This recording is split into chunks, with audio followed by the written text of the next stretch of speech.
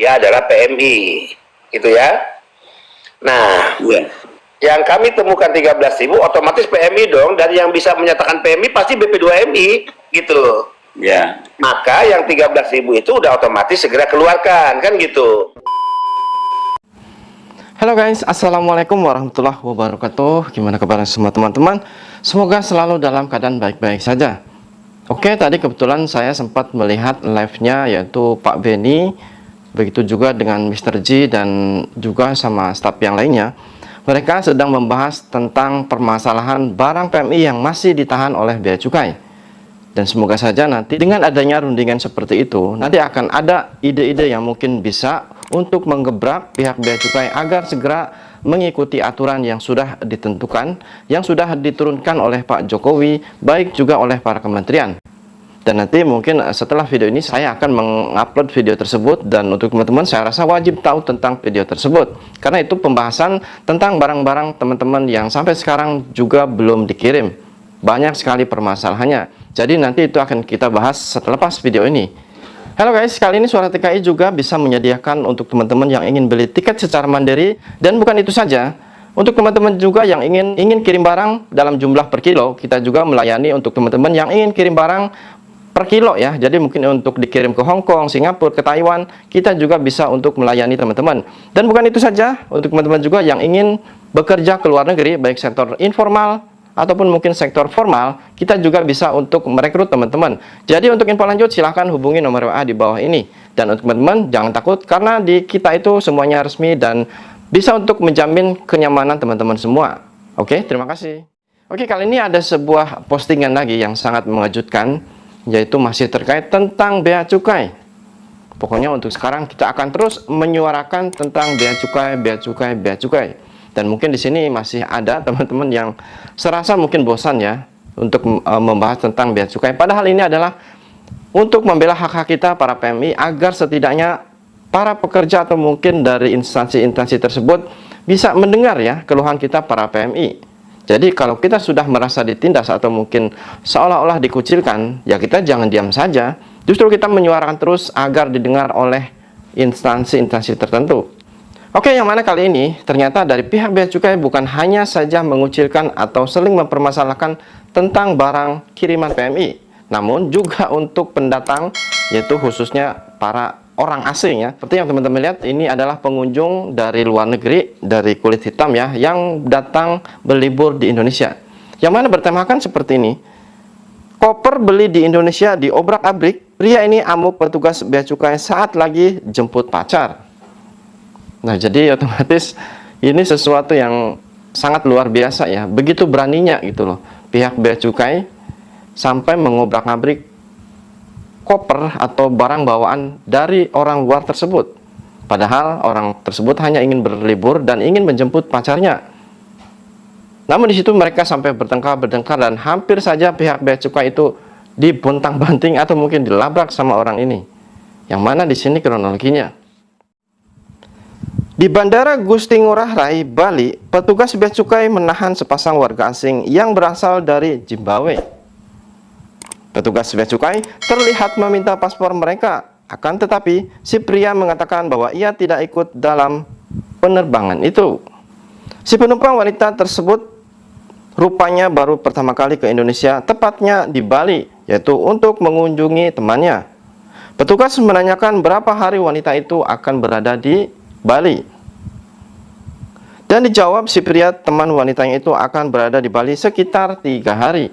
Nah, jadi ketika pihak bea cukai menanyakan, itu pacar kamu kira-kira mau berapa hari di Bali?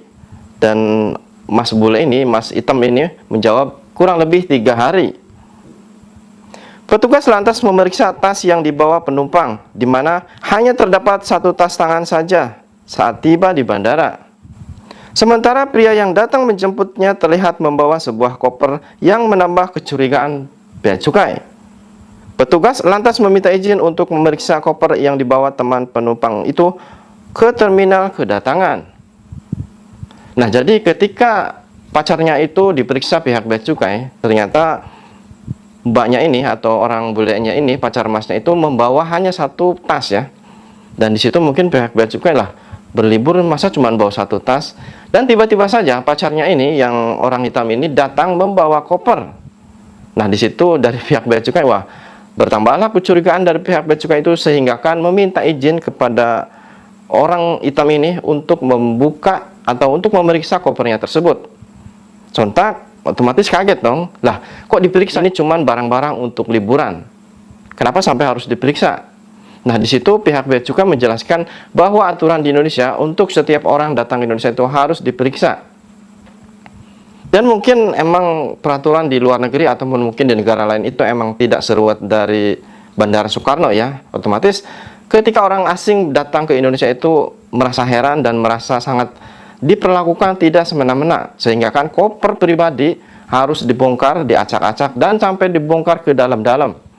Otomatis ketika pihak bea cukai itu mau memaksa untuk membongkar, si pria ini hampir saja mendamprat itu petugas yang mau membongkar kopernya tersebut.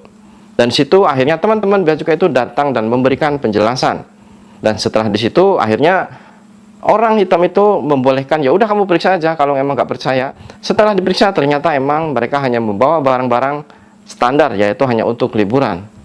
Nah, jadi di sini otomatis ya, menurut pandangan saya, setelah orang luar ataupun mungkin dari Amerika, Zimbabwe atau dari mana saja, selepas mereka berlibur ke Indonesia mungkin mendapat perlakuan seperti itu, sampai semena-mena berani membongkar tas, berani membongkar koper ya, dengan alasan katanya untuk keamanan atau mungkin ikut peraturan. Padahal kan sekarang negara sudah canggih, sudah melihat itu dengan ekstranya sudah kelihatan. Di situ ada barang mungkin barang dilarang ataupun mungkin barang berbahaya itu sudah kelihatan. Dan kalau emang sudah lolos, kenapa harus diperiksa lagi? Ini tentu nanti akan menjadi sebuah cerita yang menggema di negara-negara orang yang sudah berkunjung ke Indonesia. Mereka akan menceritakan di Indonesia sekarang gini. Otomatis di sini secara tidak langsung akan membawa citra buruk untuk negara khususnya bea cukai. Dan teman-teman tahu, sekarang Pak Benny, Mr. J, dan untuk staf-staf lainnya seperti juga PJTKI sedang membahas yaitu permasalahan di bea cukai. Sebenarnya ada apa ya dengan bea cukai? Sampai mereka diutus, sampai mereka diberi arahan oleh para menteri, bahkan oleh presiden sama sekalipun, mereka tidak mengendahkan. Padahal kemarin Pak Jokowi sampai menyatakan bahwa kontainer semua milik barang PMI harus dikeluarkan besok. Namun ternyata mana? Sama sekali tidak ada pergerakan. Perintah presiden loh, sampai mereka berani mengendahkannya. Ini kira-kira ada apa ya? Nah, jadi tadi dalam live-nya Pak Benny itu sedang dibahas, sampai saya dengar sampai ada sesuatu yang akan dilakukan oleh orang-orang tersebut. Kita tunggu saja untuk video selepas ini ya. Nah, jadi di sini teman-teman sudah tahu sendiri gimana bobroknya pemerintahan sekarang khususnya di bea cukai.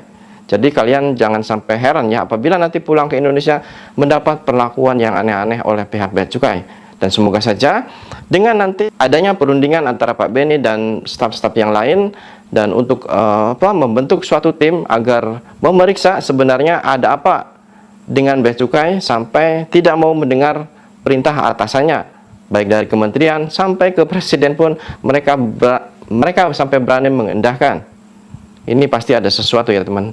Nah, jadi di sini teman-teman, bagi kalian yang mau pulang ataupun cuti diharapkan jangan sampai membawa barang-barang yang mencurigakan. Karena barang standar aja mereka bisa membuat alasan, apalagi kalian membawa barang-barang yang mahal, khususnya HP ataupun baju ya. Kalaupun mungkin dari atas katanya sudah tidak ada pembatasan mendapatkan relaksasi sekian, itu di bea cukai tidak berlaku. Pokoknya barang dari luar negeri harus dikenakan pajak. Gimana coba? Nah, jadi untuk selanjutnya nanti saya akan bahas video tersebut di video selepas ini. Nah, jadi teman-teman jangan lupa selalu ikuti video dari Suara TKI, karena dengan teman-teman selalu mengikuti video-video dari Suara TKI, teman-teman akan selalu tahu informasi-informasi terkini tentang hak-hak kita para PMI.